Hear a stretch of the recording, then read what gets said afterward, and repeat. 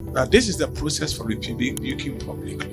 You call the person one-on-one, you handle it. If the person doesn't listen to you, you call the person around their friends or people that influence him or her. If the person still doesn't listen, you call the person in front of the whole church.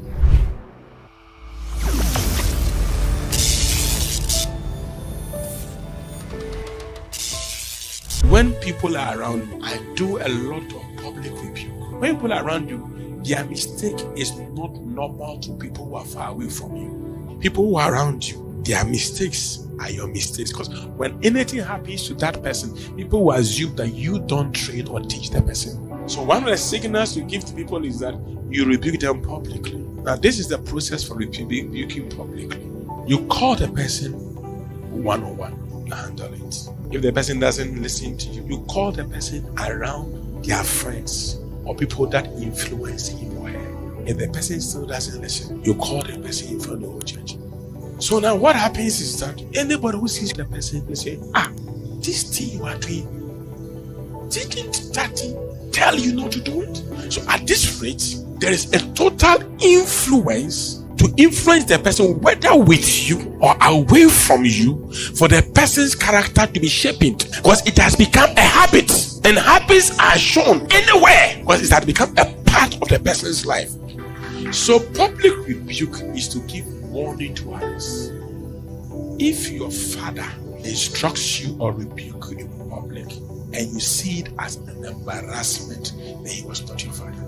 He that the Lord loves, he chastises. Is in the Bible. Any son that a father loves, he corrects. The book of Proverbs. If your father can't correct you, he doesn't love you. If my father will correct me, that means I'll correct my father. Even when you correct your father, you fight your father. You don't fight your father's demon. Your father teaches you the way he has failed, so that you don't pass through that path. So I've taught you this, that David never fought Saul, but David fought Goliath. The father corrects the son whom he loves. And when you see that a father says, I will not talk about your case, that is the biggest curse you can ever have. When someone says, I can't talk about your issue, it means you are no more under his or her covering. Anybody who is bitter is dead. Unforgiving is dead.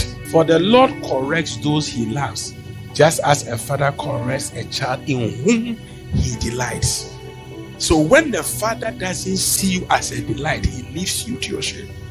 So when you see that you don't have a father in a person or a covering in a person, when the person doesn't say anything about anything again.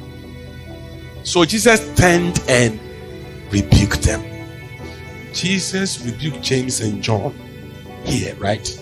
Later you will know in Matthew 16 that he also rebuked Peter. He never rebuked Bartholomew. He never rebuked Thomas. He just spoke to Thomas. Correcting is different from rebuke. Rebuke is like putting the person to shame, embarrassing the person. When sometimes God wants you to lift you up, the Bible says before honor is humility. Read all the apostles. These are the three people he rebuked. And these are the great apostles.